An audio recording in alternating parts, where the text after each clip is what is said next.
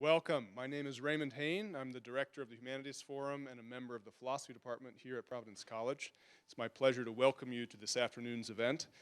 The forum exists to bring together the entire college community around topics in the humanities that are of interest to all of us.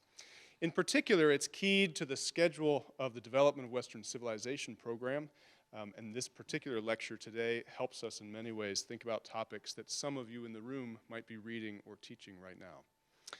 It's my pleasure, too, to say today we are partnering with the Latin American Studies program here at PC, and to introduce our guests this afternoon, please join me in welcoming Father David Orique from the Department of History.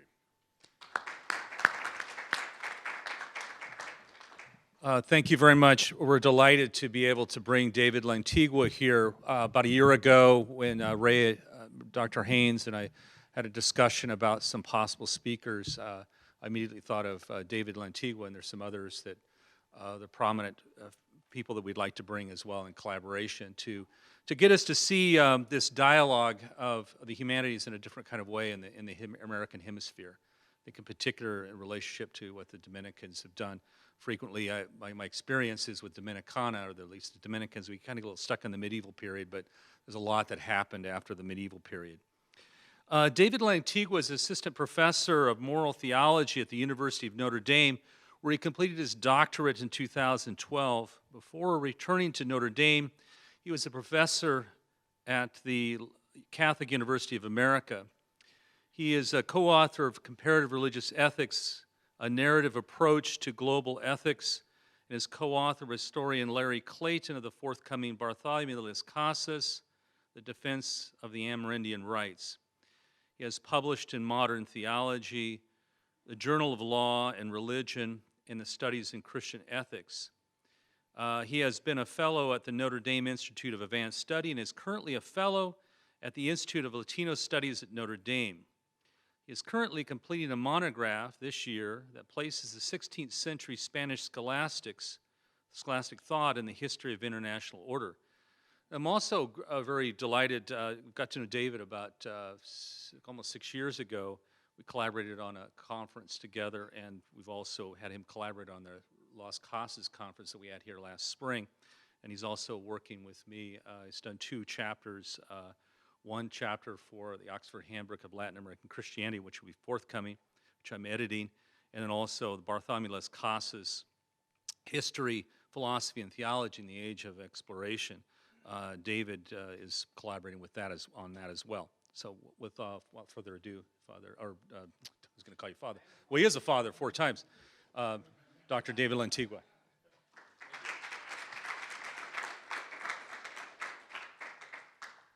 Thank you, Padre David. Thanks to all of you for coming on this Friday afternoon. Thanks to all those organizing this. Raymond Hain, who I happen to know back at the University of Notre Dame when he was a grad student. And to all those behind the scenes, Pamela Belcher, everyone involved in bringing me here and accommodating me and hosting me. Can you hear me? Is that, okay, excuse me. All right. So I was telling Father David that I'm going to make him my general manager because it seems that like the last speaking gigs that I have, he's always behind it, or all the publications I'm doing now are somehow under his watch. So he's hired. All right. I noticed outside that the sign said "The First Freedoms in America." That really should be the title of this paper, but as you can see here, I have it listed as "in the Americas" because often when we hear the term America, it means to us the United States of America. But I want to think more in this kind of hemispheric way that Father David was just pointing out. It seems that we are entering a hemispheric phase of both national identity and ecclesial identity in the United States. Latinos currently make up more than 1/3 of U.S. Catholics and comprise almost half of Catholic millennials. Among adult Catholics, nearly 40% self-identify as Hispanic. As the largest minority in the U.S., Latinos currently make up about 17% of our citizenry and projected to make up almost 1/3 of all U.S. citizens in 4 decades. Although Hispanic culture has always been part of our nation's heritage, it has been largely ignored and neglected, and sometimes vehemently so. Recent anti-immigration rhetoric against Latinos often devolves into cruder forms of nativism and xenophobia. The late professor of international affairs at Harvard, Samuel Huntington, known for his Clash of Civilizations thesis, gave intellectual support to such exclusionary rhetoric in his critically received book, Who Are We? The Challenges of America's National Identity. Huntington warned of a demographic threat to U.S. national identity due to the growing influx of Latin American, mostly Mexican, Catholics to the U.S. In his effort to preserve cultural integrity, the so-called we, he proposed reclaiming an American creed exclusively founded on English settlers, the English language, English rule of law, and Protestant Christianity with its work ethic and its esteem for individual freedom. Huntington's provocation and fear-mongering about a Latino reconquista has generated a notable response from the Mexican-born Archbishop of Los Angeles, Jose Gomez. Archbishop Gomez has called upon Catholics to tell another story of national origins that includes Latin America rather than excludes it. The Archbishop's point is that the Anglo-Protestant tradition, along with its creed, tells a very important but incomplete story about ourselves as people in the land of the free. For this lecture, I would like to take up the Archbishop's suggestion to tell a Spanish Catholic story alongside the Anglo-Protestant one, fully aware that there are many, many stories that belong to our polyphonic national narrative. My hope, though, is that by putting both of these stories, the Spanish Catholic, the Anglo-Protestant, side by side, we might be able to understand better why our freedom cannot be taken for granted and what it might mean for us today. Freedom came at a great cost to those who left behind the old world and struggled against the English crown in our nation's founding. It came at a great cost to your grandparents and great-grandparents who may have come over from other European nations. It came at a great cost to my parents, both of whom escaped dictatorships on the political right and left in Latin America. Our fathers and forefathers made unenviable and unimaginable sacrifices to live in this land of opportunity. As Archbishop Gomez tells us, we need to know where America came from if we are going to create a future worthy of this great nation. This is not a matter of making America great again, but about invigorating what Archbishop Gomez calls the soul of the next America. We cannot pursue this task, however, without confronting the original sins of our nation's independence. Our freedom in America came at the greatest price for those who were transplanted here against their will from Africa and those who were already on this land. The sin of African slavery has long been in the consciousness of America, and it has so much farther to go toward achieving healing, as the tragic Charleston and Charlottesville incidents have demonstrated. Yet, there is another original sin, another slavery all too often ignored in our culture.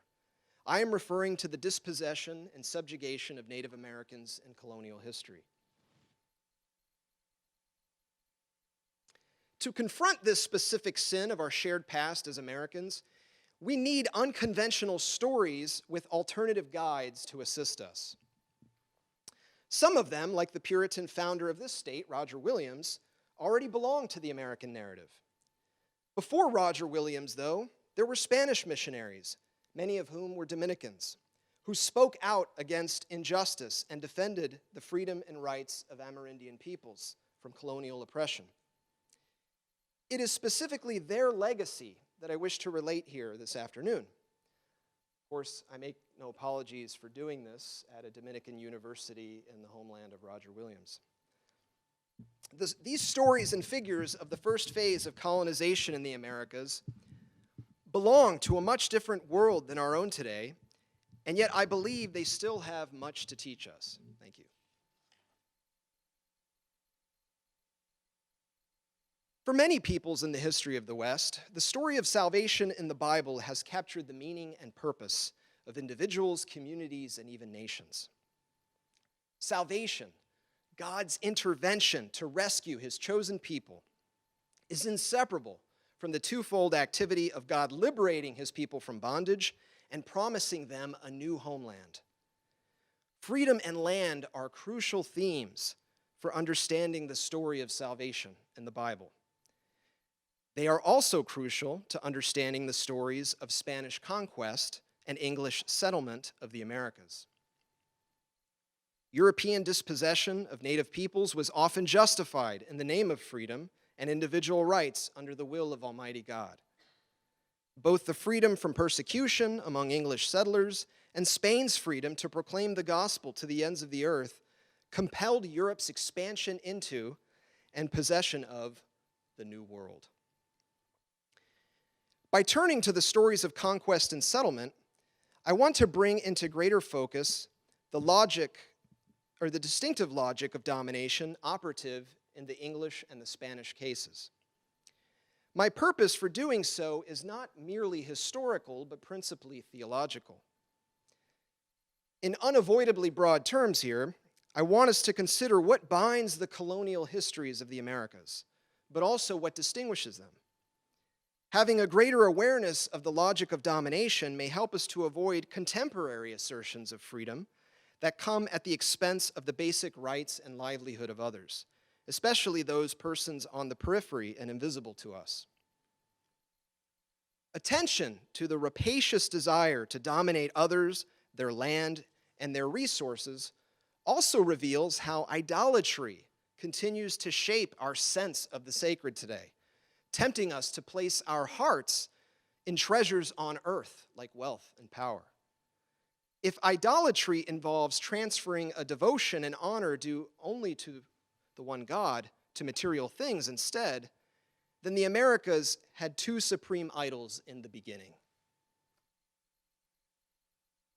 Roger Williams keenly identified both of them in a personal letter that he wrote. Land will be as great a god with us English as gold was with the Spaniards. From the beginning of Europe's encounter with the New World, the idolatry of land and its precious deposits poisoned the true meaning of freedom. The legacy of those Spanish Dominicans who first arrived and preached in the New World presented another vision of freedom. They taught that evangelical freedom and political freedom, our first freedoms as Americans, requires the complete natural freedom of innocent persons. Their Christian faith promoted freedom without sacrificing justice on the altar of profit and exploitation. In this way, they demonstrated the true liberty of Christian discipleship, free from the clutches of greed and vice.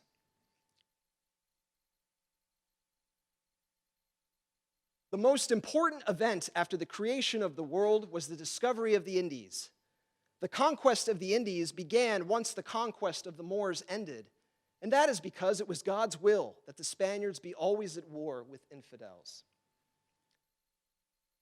These words, written by a 16th century Spanish chronicler, displays the militaristic mindset of imperial Spain as it widened its mission from reconquering Muslim lands in Iberia to conquering new lands across the Atlantic. Spain sought to expand the borders of Christendom's faith by incorporating the newly discovered peoples across the Atlantic into the church under the jurisdiction of the Spanish crown. In the form of papal letters of donation, the Spanish crown received full ecclesiastical support in 1493 after Christopher Columbus's return from his first voyage to the Caribbean. The Catholic monarchs Isabella and Ferdinand understood the mission to the New World as a divinely entrusted task with both spiritual and material benefits. When Columbus gained the logistical and political support he needed from Ferdinand and Isabella, he was entitled to the same honors and economic privileges accorded to conquerors during the Reconquista. The crown would collect 1/10 of, quote, the pearls, precious stones, gold, silver, spices, and whatever else or other merchandise, end quote, he purportedly discovered. In a letter written in 1493, Columbus boasted about his discovery of rivers and mines filled with gold and other precious metals on the island of Hispaniola, which is today the Dominican Republic and Haiti. Even more important were, quote, the innumerable people inhabiting the islands who came under his possession for the sake of the king and queen. Columbus certainly did take possession of the natives, and he admitted doing so forcefully. Columbus described the natives as simple and gentle and well-disposed to embrace the Catholic faith.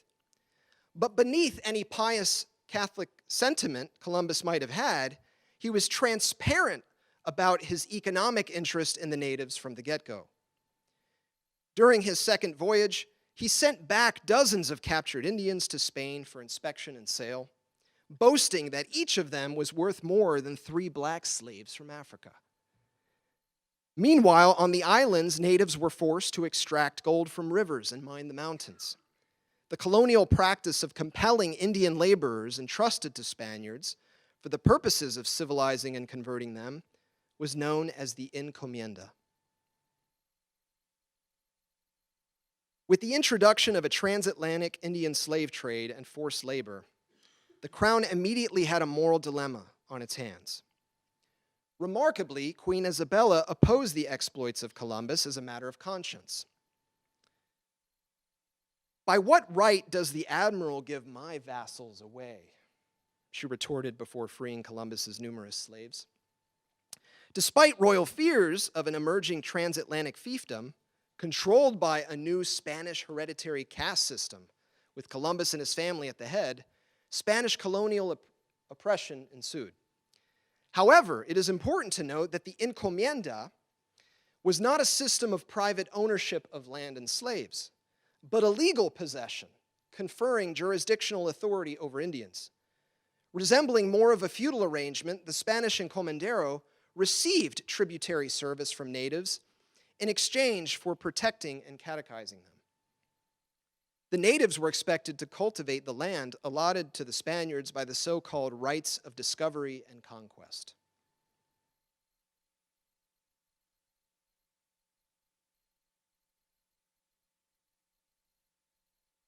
Excuse me.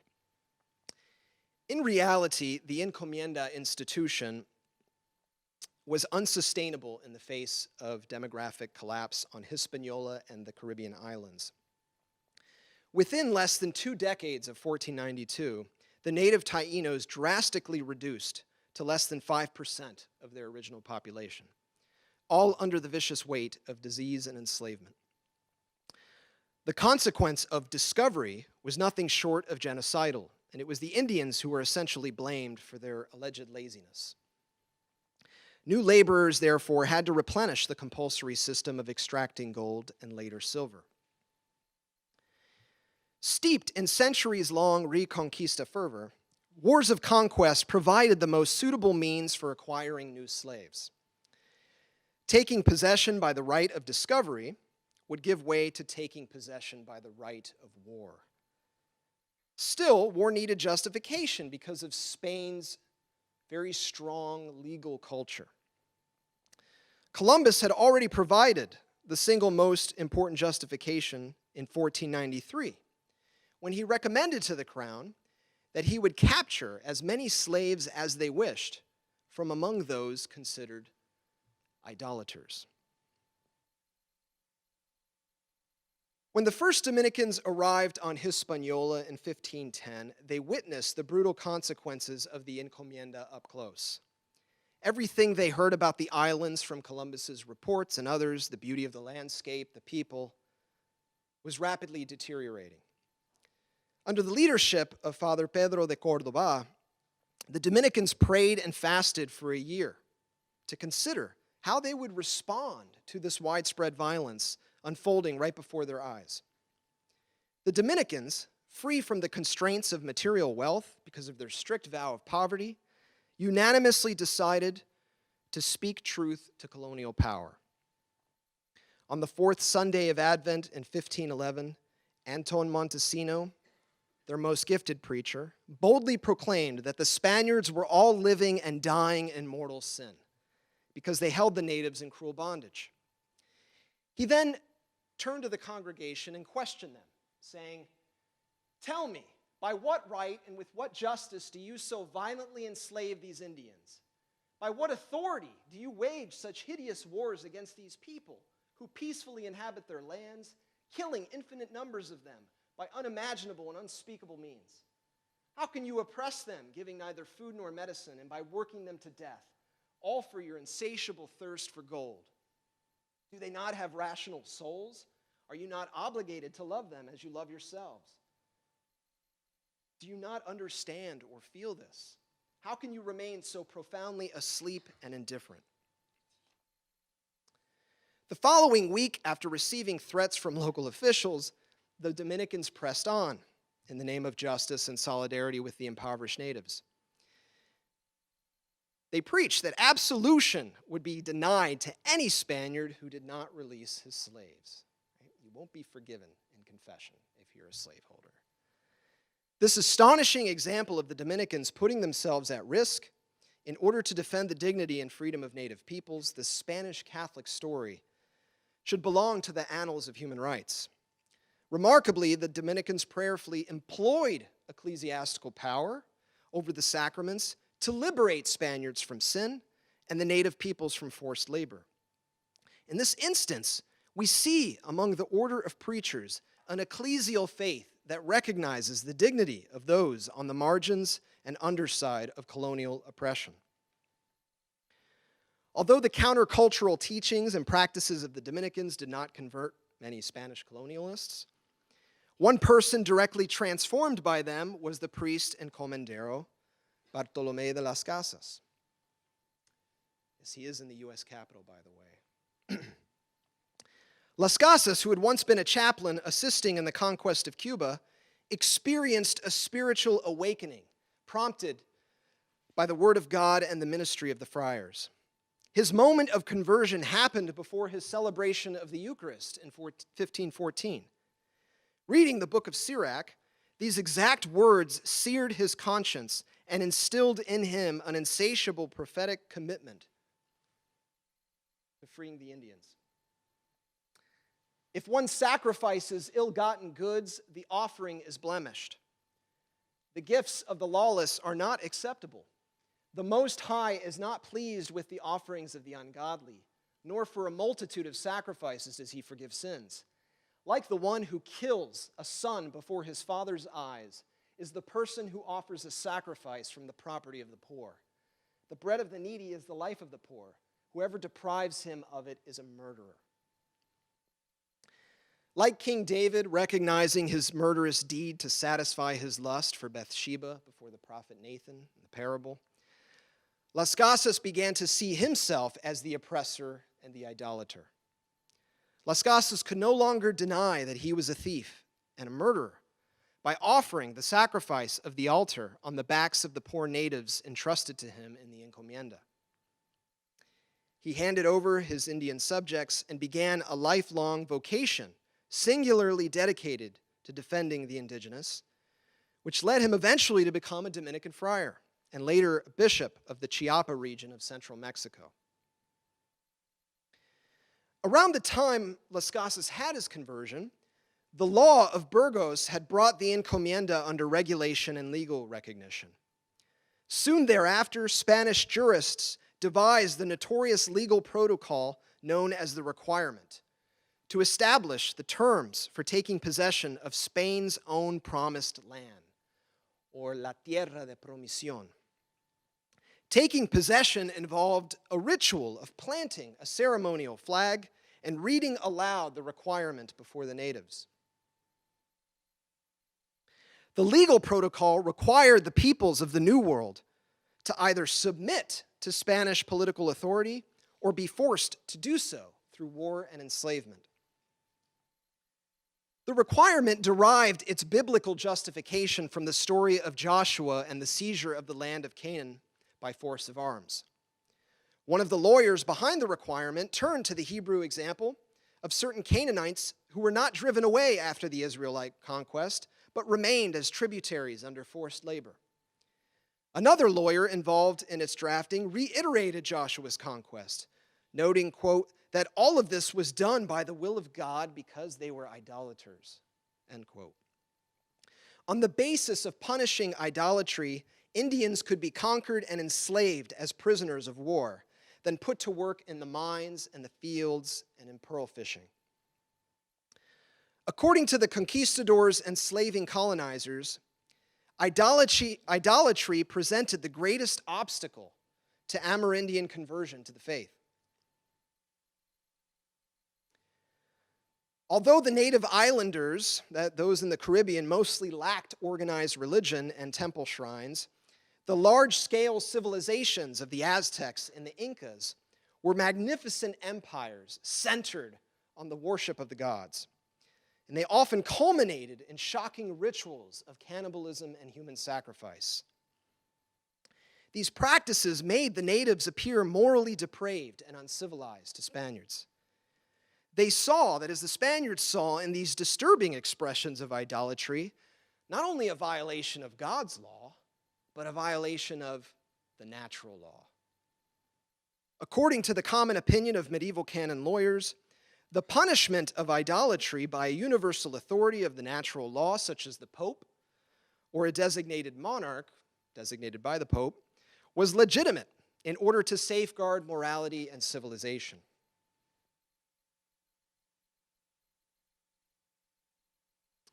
The religious war against idolatry enshrined in the requirement came to fruition in the mainland conquests of the Aztecs of Mexico under Hernán Cortés and the Incas of Peru under Francisco Pizarro during the 1520s and 30s. When Cortés summoned his company of soldiers to subdue Aztec lands, he decreed that their principal motive and intention was to dislodge and root out idolatry from all the natives in order to bring them to the Catholic faith.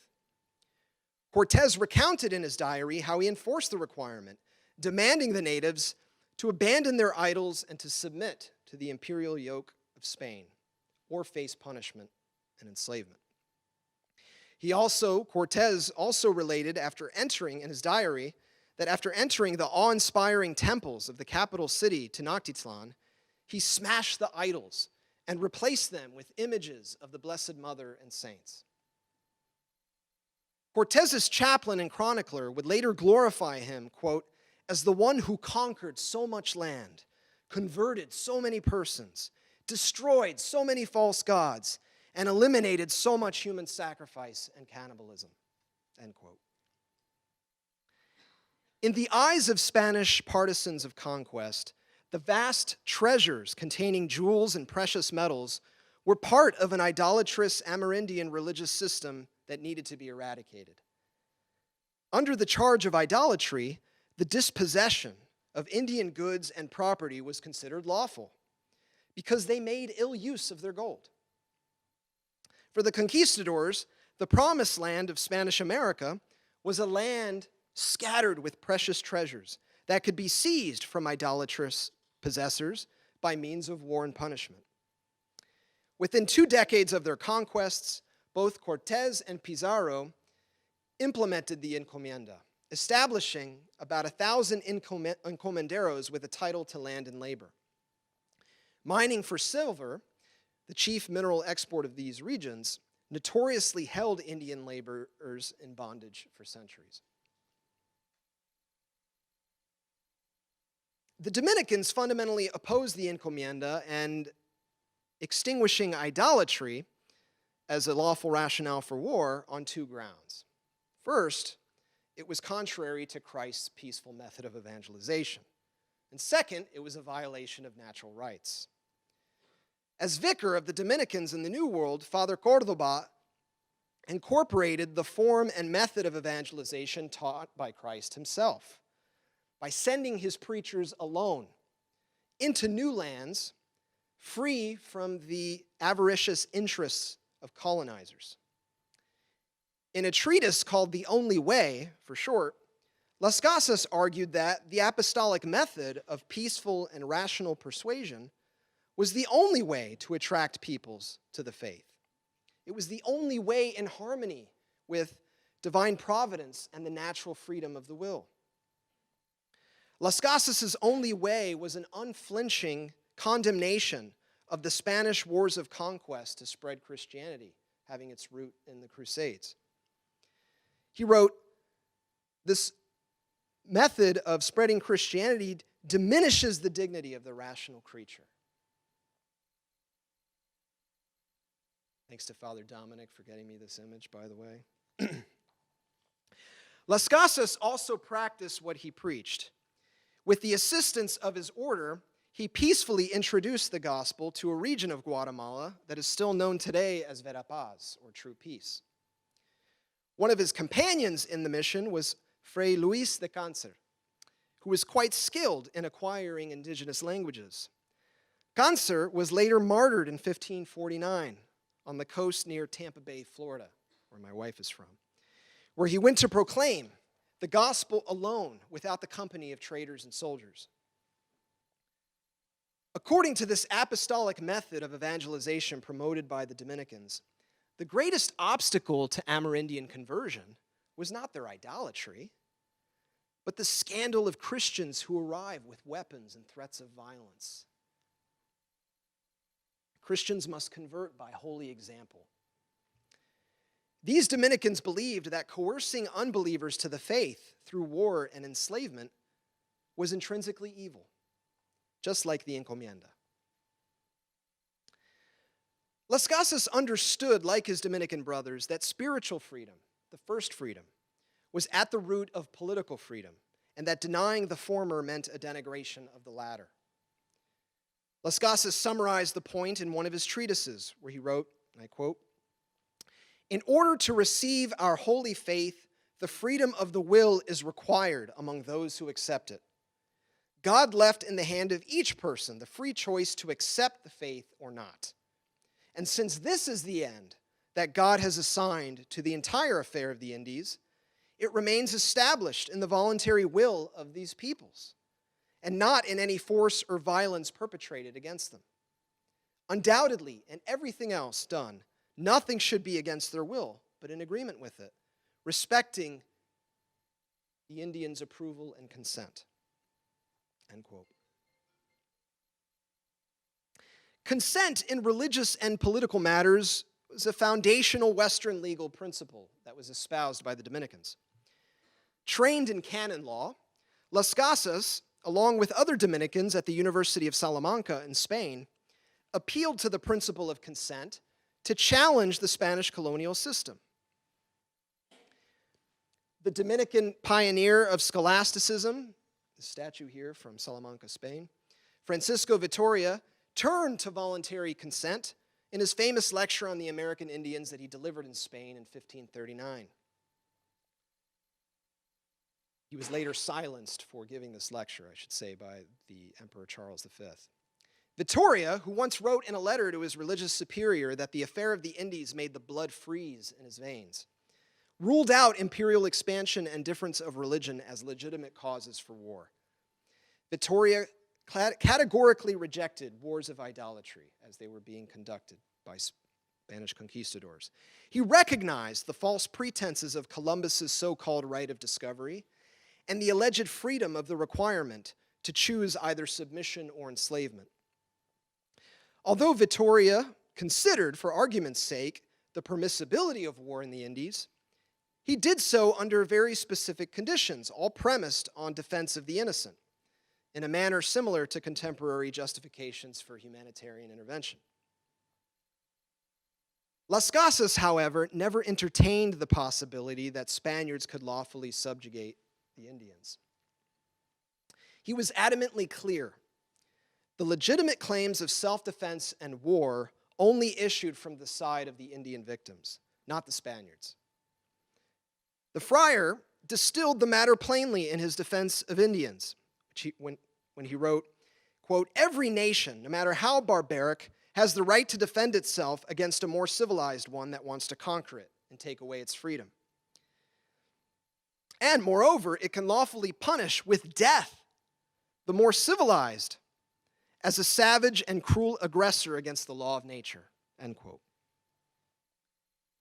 Las Casas understood that the natural law was being used and abused by colonialists to justify wars against idolatry. In contrast, he argued it was the natives under European domination who could appeal to the natural law to defend their freedom and their rights. Even if the Pope had entrusted the Spanish crown with jurisdiction over the Indies, the natives had the natural liberty to consent or dissent from any papal instructions that might violate their native sovereignty. A whole ensemble of basic rights for the Indians grew out of Las Casas' legal advocacy and that of his fellow Dominicans, as well as some Franciscans.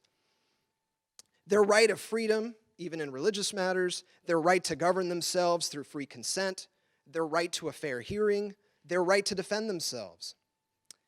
The Dominican defense of the Indian right of jurisdiction over their lands and ownership of the goods contained therein totally opposed the colonial practice of extracting mineral wealth. Both Vittoria and Las Casas argued that foreigners could never seize things like pearls, stones, gold, and silver without the free consent of the inhabitants of the region. The spirit of Dominican resistance to colonial enslavement and war was rooted in a prophetic commitment of renouncing idolatry. From the Dominican standpoint, the Spaniards were guilty of an idolatry far worse than the Indians. The charge of idolatry as a cause for war against Indians, as we've seen, the Dominicans considered that to be a fabrication by Spaniards masking their own idolatrous worship. Las Casas' self-awareness of his own idolatry when he was younger turned the matter back on the Spaniards. Instead of Indians forfeiting their right to property due to their false religion, the argument of the colonialists, Christians, the Spanish Dominicans argued, forfeit true religion for unjustly seizing the property of unbelievers. Las Casas' Dominican companion in Peru, Domingo de Santo Tomas, would identify a prominent idol of the Latin American continent when he wrote, quote, "A mouth of hell was discovered into which there enter every year ever since a great quantity of people whom the Spaniards' greed sacrifices to their God. That God is the certain silver mines called Potosi." The Dominicans made the chilling discovery that European Christians were guilty of committing their own form of human sacrifice.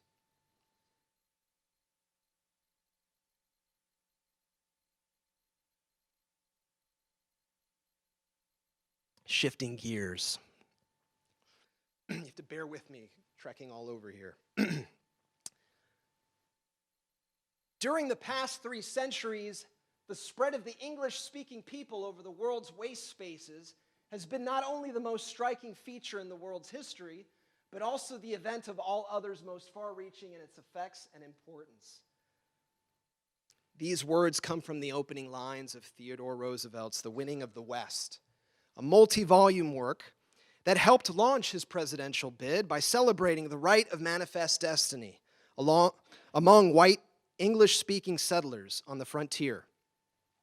According to Roosevelt, there was no injustice perpetrated against Indians by white settlers when they simply moved into an uninhabited waste. Without a proper understanding of private property to claim the vast, uncultivated lands as theirs in the first place, the Indians, he said, never had any title to the soil. Besides, if settlers and pioneers had not chopped down trees, erected buildings, cleared the ground for tillage, and put up fences, the great continent of America would have been, quote, "nothing but a game preserve for squalid savages," end quote.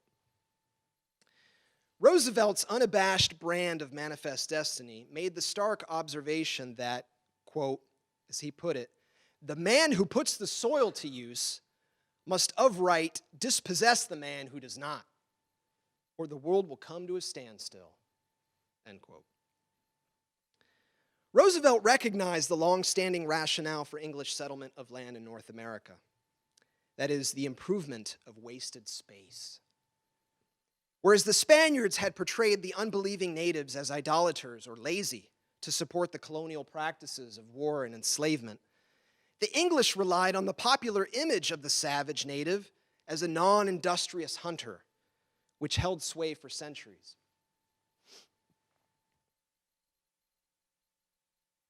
Among the early Puritan colonists and our nation's founding fathers, the Native Americans appeared as a less civilized people, bearing close proximity to man's natural state in Eden. The legal and political implications of describing others in these terms was far-reaching, to say the least.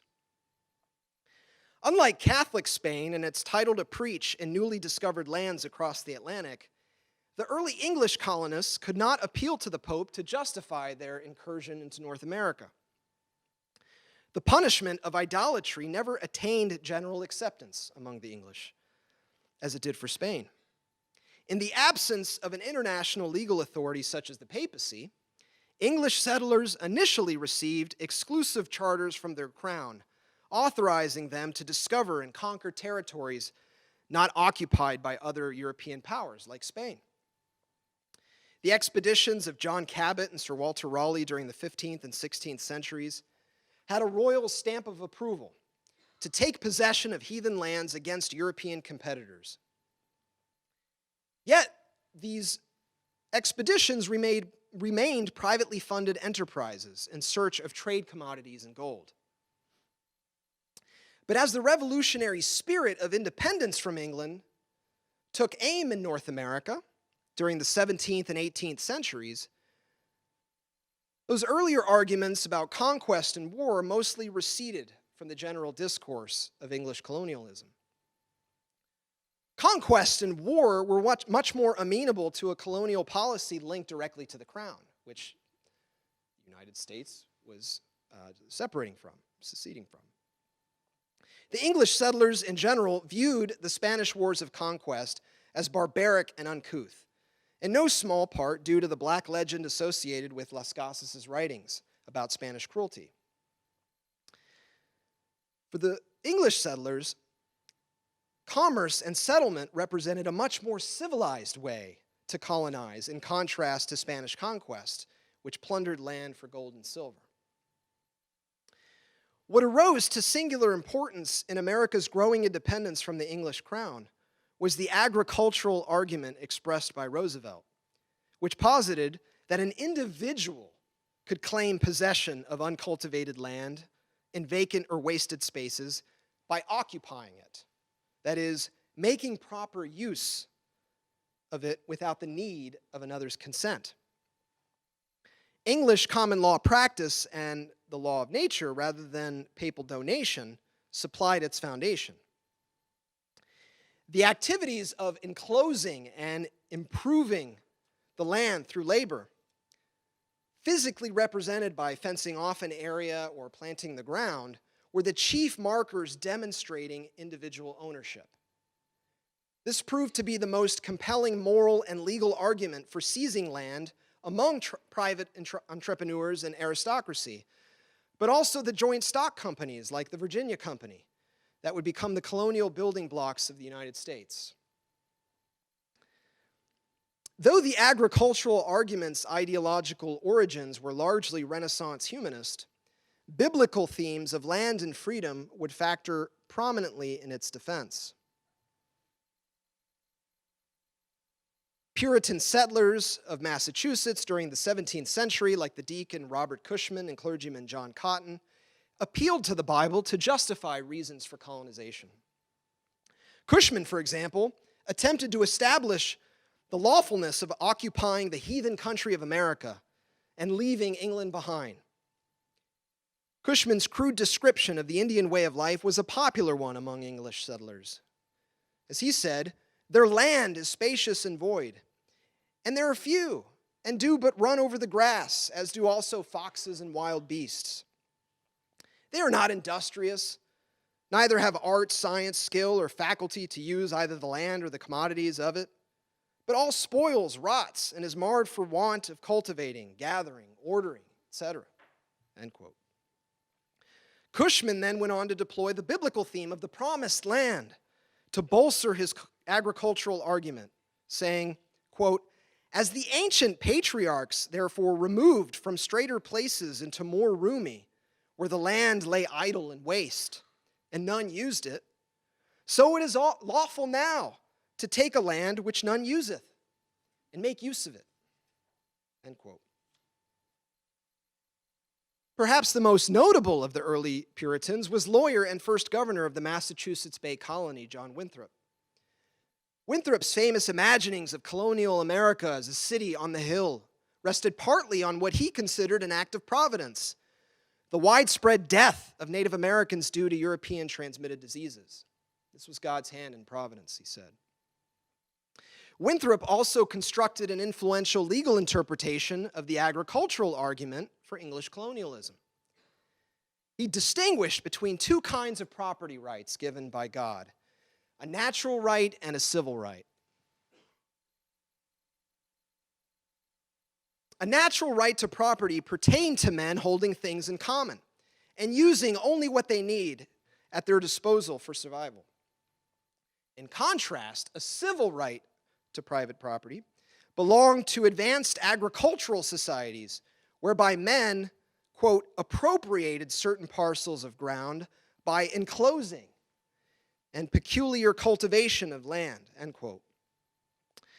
Winthrop then relegated the Indians to an inferior status in comparison to European settlers, saying, quote, "They enclose no land, neither have any settled habitation, nor tame any cattle to improve the land by, and so have no other but a natural right to those countries," end quote. The communal right of a village to use the land for various ecological purposes, as practiced by the Indians of the Northeast, was an insufficient basis for claiming what the English were after in the New World: private land ownership. Winthrop's juxtaposition of a natural right of using common property versus a civil right of owning private property was a rhetorically effective distinction, denying Native American political sovereignty. It was this distinction between natural right and civil right specifically that made John Locke's labor theory of property so compatible with English colonial settlement. In the second treatise of government, a work that Thomas Jefferson called perfect as far as it goes, Locke advanced an agricultural argument for property using the twofold distinction outlined by Winthrop. For Locke, America was a template for life in the state of nature because in the beginning, all the world was America. His colonial interest in America was quite significant. He was an administrator of the Carolinas, personally involved in revising the Carolina Constitutions of 1682. He was also among those persons apportioned land by its proprietors, receiving some 75 square miles in the Carolina colony. According to Locke's view of property, the wild Indian who knows no enclosure may have a right to his hunted game and gathered fruits, but it was only a common right of using the divinely bestowed goods of the earth for natural sustenance. America, however, was in large part wild woods and an uncultivated waste of perfectly abundant lands, he would say. Labor, expressed through tilling and planting the soil, was the agricultural indicator distinguishing a European civil right from an Indian natural right focused on hunting and gathering.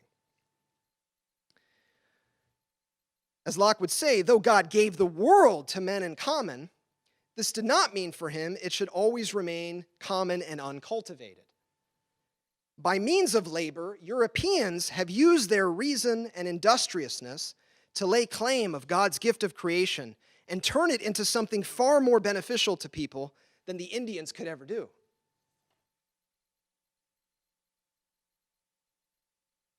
This may sound quite convincing. In Locke's estimation, European settlers in the Americas were fulfilling the divine mandate to make the world given to them by God more fruitful by improving it, thus embodying the biblical idea of restoration of man's dominion over the earth. European Christians were subduing the earth, as God commanded in Genesis chapter 1. For Locke, wherever Indians have something like rulers, he saw them as exercising a military function rather than a civil or a legal one. As he would say, they are little more than generals of their armies.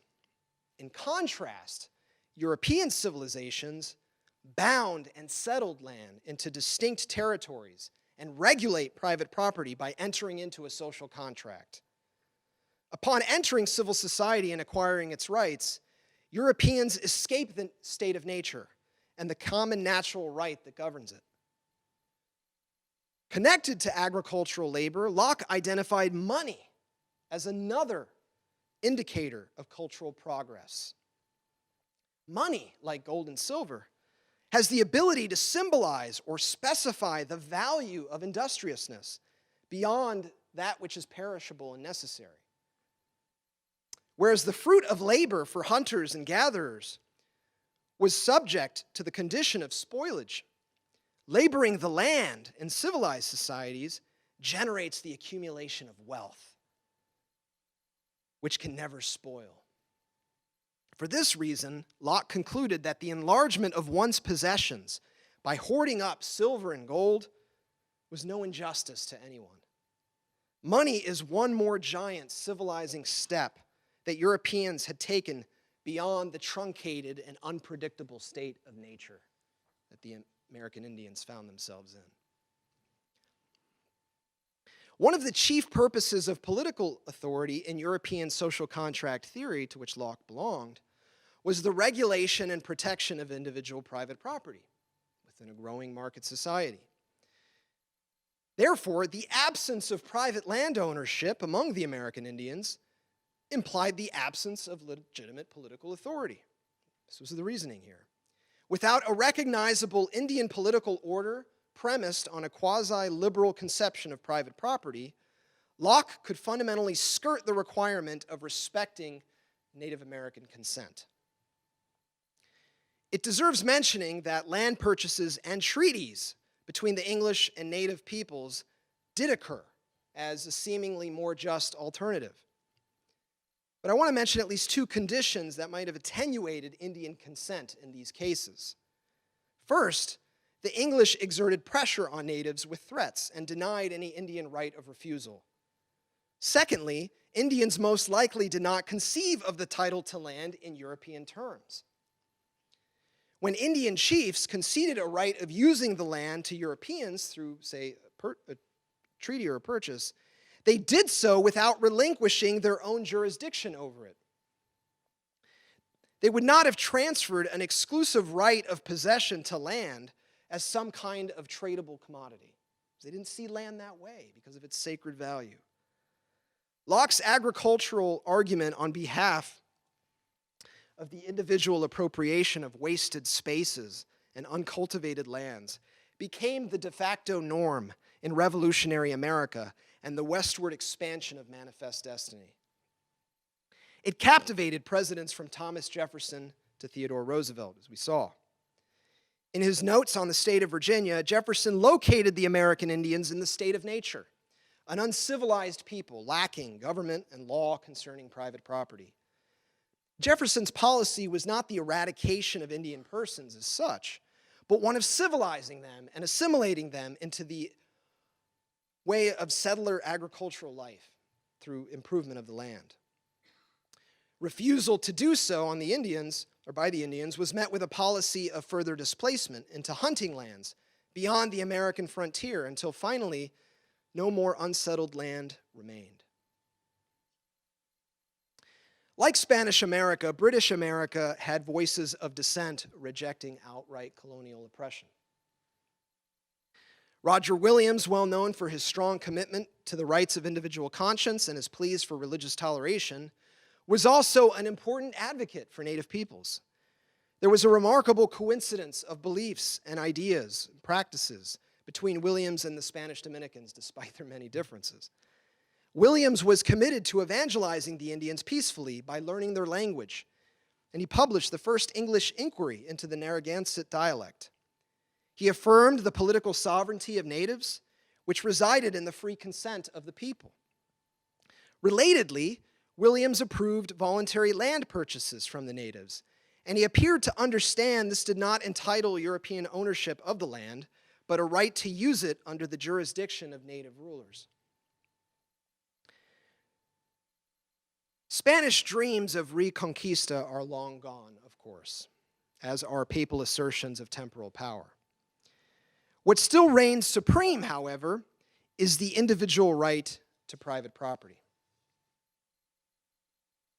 For American citizens, individual property is the touchstone for expressing all of our rights. James Madison knew this much when he referred to private property as a broad and majestic term that embraces everything to which a man may attach a value and have a right. Our political discourse today is deeply constrained by this exclusive devotion to individual property, I argue, which undoubtedly serves the interests of both sides of the political spectrum, as we see here in these advertisements. Our bodies and our guns merely represent two sides of the same coin of liberal individualism. More than 100 years after Roosevelt's The Winning of the West, Americans are still erecting fences, setting boundaries to mark off those sacred possessions, building walls, right?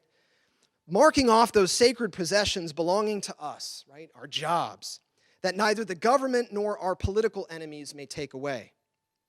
With the relentless accumulation of legal power over the body and the endless generation of economic wealth, we can no longer simply rely on tutoring from the natural law or learning from the natural law.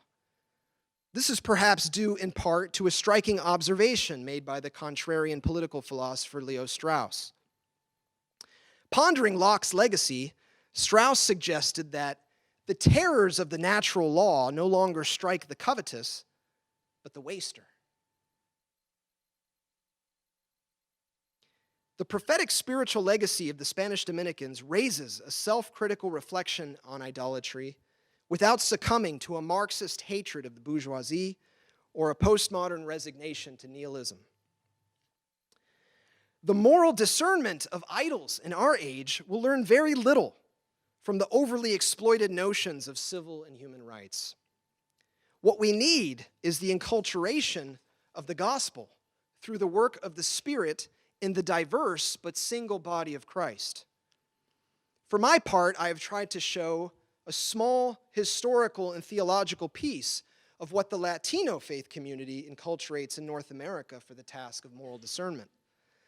But there are so many other stories that Latinos give to the church and wider society, like Our Lady of Guadalupe or the martyrdom of Blessed Oscar Romero, to name a couple. Just as there are many, many stories from the African American faith community and indigenous communities. The next America, returning to Archbishop Gomez's summons, should not stem from a mythical nostalgia for a Christian nation. Rather, it will require a new evangelization guided by the Holy Spirit and a greater historical sensitivity to past sins committed in Christianity's name. If we do not attempt to restore a shared past that also belongs to America's other rightful possessors, we risk destroying our common God-given freedom by becoming thieves and murderers of history. Thank you.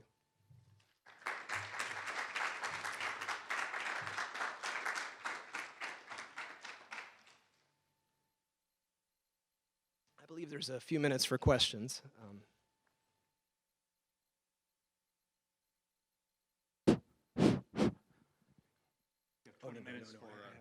Oh, we have 20 minutes for questions for Dr. Lantigua.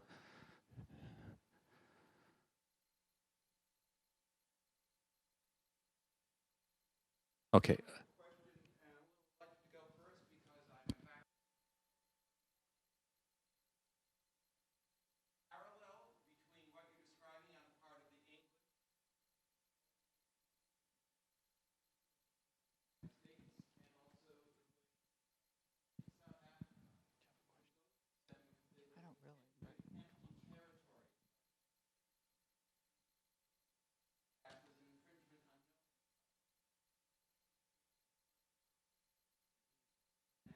Yeah, sure. Yeah, that's a very good observation. I mean, there's a lot to be said about other forms of colonization among other imperial competitors. The 19th century in particular, which you know, exhibits the expansion into large portions of Africa, the Dutch, the Germans had appealed very much to this, you know, or revamped a kind of Roman legal tradition of the right of occupancy to justify these claims that became enshrined in international law during the 19th century, yeah.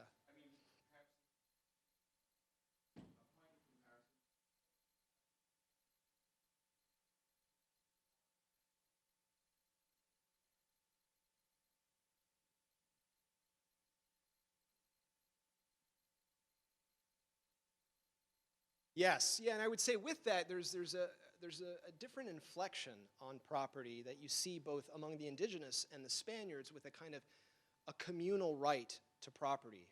Oftentimes, most of us in North America, we look to Latin America and, you know, gosh, you know, the fear of socialism down there. But it has to be recognized that there is an appeal there because of a tradition of thinking about land and property in a way that's very different from the way we in North America typically have. And I think that's just, you know, one other example. Yeah.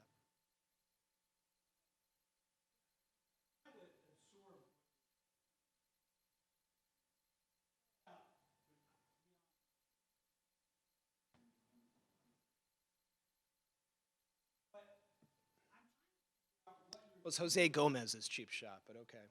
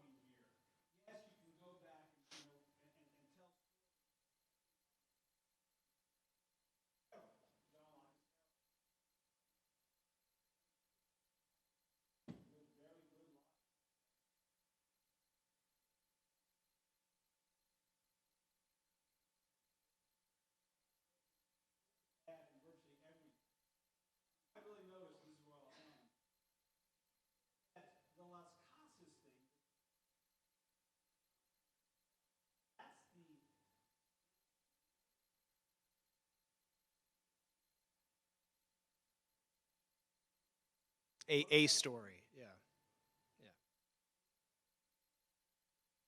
Yeah. I mean, the way that maybe we think about George Washington or Abraham Lincoln in our culture, I would say among many Latin American countries, the name of Las Casas would figure similarly.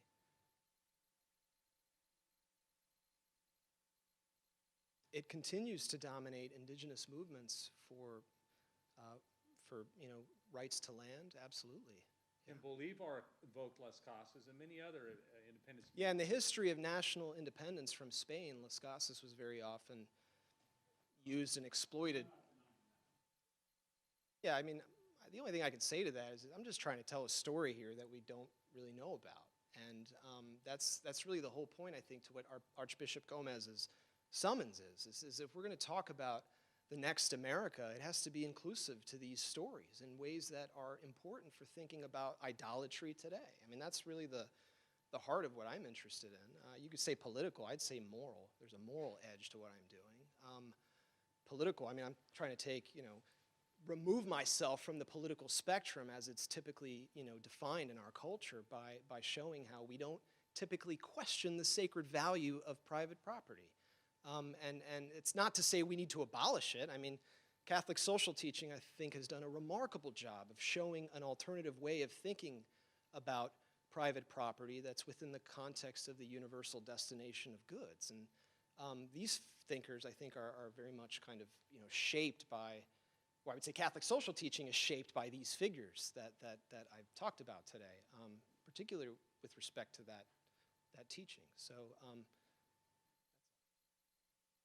Thank you. So like Jim, I had a hard time identifying sort of what the focal point was, but I think for the opposite reason, because I saw too many significant points there and too many lessons. And so maybe I'll mention a couple of them and you can tell me which of these you think is what you're really driving at. I mean, one of them just seems to be the lesson of, number one, just how far back these like ideals go. It was not a discovery of the abolitionist movement in the 19th century. It was not a discovery of, sort of, 20th century or 21st century politics that these things were moral evils. There were voices in both of these traditions going right back essentially to the beginning, but also of a failure to live up to our own ideals with Las Casas, this sort of transformation of what it takes to recognize that evil in yourself and do something about it. But at the end, you made, at least briefly, this provocative suggestion that you thought maybe there was more power in this story of Las Casas and the Dominican Catholic tradition as compared to this sort of liberal rights tradition from the English story of sort of giving us a way forward. And I wonder why you think that is, because the historical story of both of them seems to be, at least initially, one of failure, right? Las Casas, I mean, is definitely an example of great moral courage and standing up, but he didn't win that battle. It was only right later, figures like Bolivar and others invoking his legacy that ultimately achieved that kind of liberation. So I wonder why you think that's a more promising legacy, and if I've understood you correctly.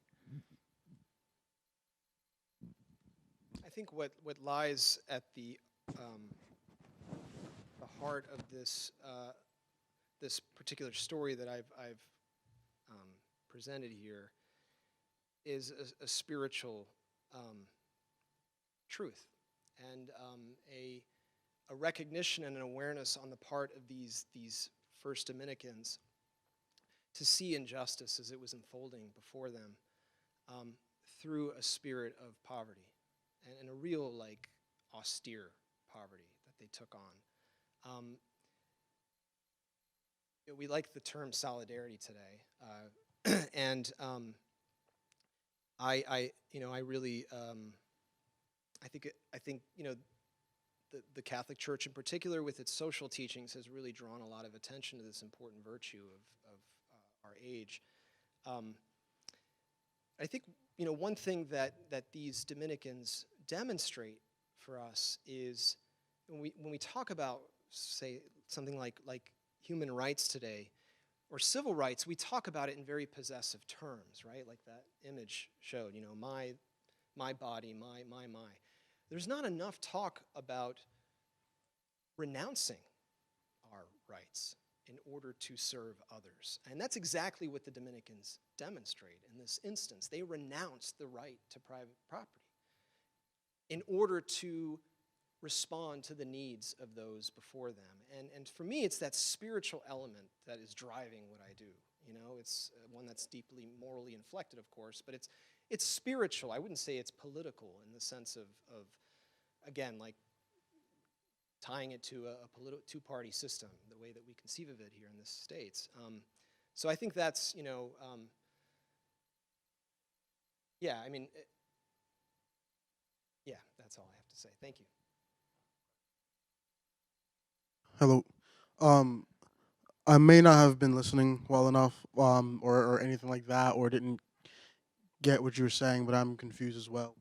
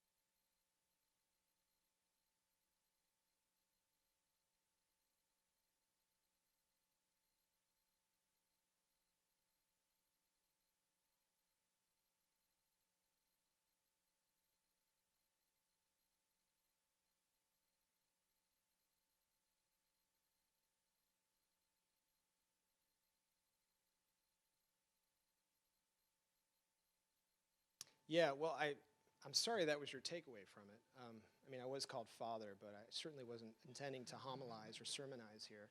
Impassioned, I think, at least from my perspective, would seem more a way to put it. I think, I mean, just going back to the start of your question, I mean, there's a double meaning to the language of freedom, and that's part of my point here, right? The way we use freedom today. Well, whose freedom? And at whose expense? Right? And so the language of first freedoms that I was just using in the title is a way of saying you have different perspectives of understanding what that freedom means depending on where you're located socially, right, and geographically. So for the Europeans, they had a certain way of understanding freedom that was, again, part of divine providence and the ways of Almighty God, to go out into these vacant spaces and inhabit them, right? Because as Thomas Paine would say, the greatest event or it seems as if God had prepared the Protestant Reformation with the discovery of the New World, so that the Protestants had a place to go. That was one way of interpreting things. So this idea of freely occupying another space is one way of thinking about that freedom. If you change the perspective, though, and look at, say, for example, the Dominicans, they understood that freedom a different way. They understood that the freedom that one claims politically, it can't be a violation of a natural freedom that belongs to everyone, right? And then, of course, you have the freedom of the indigenous peoples, and so it's kind of a double meaning or triple meaning, in terms of using that word freedom just as a way of sort of complicating the picture. I guess it was a bit too complicated, though. Yeah. One last question, maybe from someone else who hasn't had a chance to ask a question.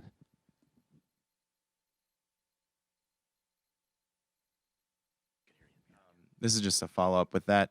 Would it be that if you're to abstract the religious nature of the people in their time period, then you're actually acting ahistorically?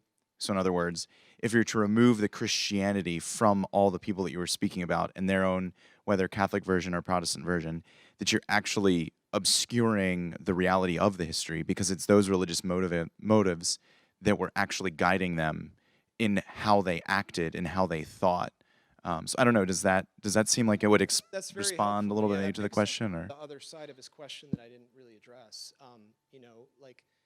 I have no problem, making a kind of trying to give a defense, an intellectual defense of the roots of foundational political principles here in the West that have Christian roots.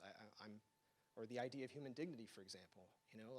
I don't see the word modern as being sort of separate from European Christianity.